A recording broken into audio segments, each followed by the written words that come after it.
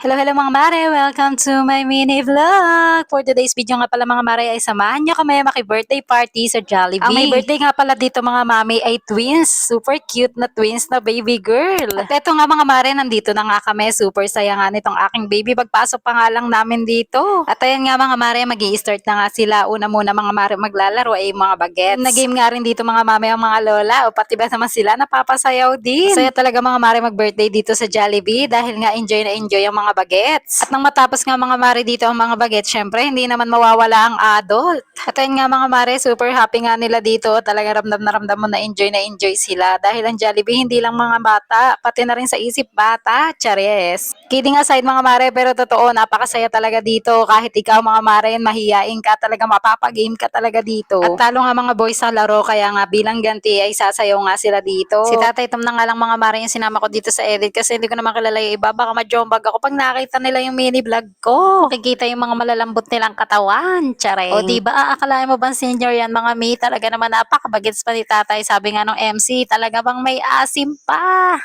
Anyways, pagtapos nga ng laro mga be, nagpa-picture muna kami dito sa photo booth. At ito na nga mga mare yung second game nila. Highlights ko na nga lang din mga mare dito yung kakilala ko. Dito naman sa second game mga mare, ang nanalo naman dito ay mga boys. Kaya girls naman yung may consequence. Ang gagawin naman nila dito mga mare ay kakantahin nila yung happy birthday. Pero yung napili nilang huni ng animals ang kakantahin nila. Tama ba yung sinabi ko? Parang medyo nalitong ata ako. At basta panoorin nyo na lang, tingnan nyo.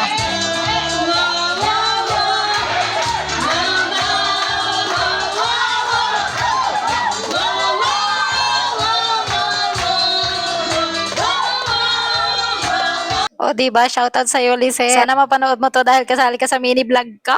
Anyways, pagtapos nga ng games dito, mga mare, ilapangan na nga. Pero tong anak ko ayaw pa rin lumapang. Gusto nga ay maglakad-lakad pa siya dyan at magpa-picture-picture pa. O, diba? Sanay na sanay nga yan sa camera yan siya. Ngayon, 2 years old nga mga mare, nai-enjoy niya yung Jollibee kasi no 1 year old siya. Talaga naman hindi niya na-enjoy si Jollibee ay umiyak siya talaga doon. At ayun nga mga mare, gusto nga makipag-play ng anak ko kaya binibigay niya doon kay baby girl yung lobo. Kasi medyo hiya pa nga dito si baby girl kaya ayan, nilapag na lang ng anak ko sa sahig. Anyways, ito nga pala mga mare yung dalawang celebrant. Ito si Yuna at saka si Yuri. Kambal nga sila mga mare, di ba? Napaka-cute tingnan nyo naman. Dati mga mare, pangarap ko talaga na magkakambal pero nung nagkaanak na ako, ay nako, hindi. Hindi pala ganun kadali mag-alaga ng anak mga mi. At ito na nga mga mare, lumabas na nga ang malaking bubuyog na favorite nga ng lahat, si Jollibee. At yung anak ko nga dito mga mi, nangunguna pa. Akala niya ata siya yung birthday celebrant. Tuwang-tuwa nga dyan yung anak ko mga mare. Tingnan nyo, may pagtalon-talon pa. At may pag-appear pa nga yan siya kay Jollibee. Nasa bahay pa nga lang kami mga mare. Sabi niya hahag niya daw si Jollibee at saka a-appear pa siya. Tinawag ko na nga siya dito mga mare kasi wala atang balak umalis kay Jollibee. At tumapit na nga mga mami dito yung dalawang kambal, si Yuri at si Yuna. In fairness, hindi natakot kay Jollibee yan. At habang nagsasayaw naman dito mga mami si Jollibee, tinaman naman ang anak ko. Talaga naman gustong-gustong lumapit. Nakailang hila na nga ako dyan mga mami, Diyos ko. Talaga naman gustong-gusto atang ihag si Jollibee. Gusto na atang kargahin ni Bella pa uwi yan. At kahit nasa malayo na nga yan siya mga mare, ito na ninyo naman, kaway pa rin pang kaway. Best friend niya na nga mga mare si Jollibee dyan, pero nung 1 year old siya, Diyos ko,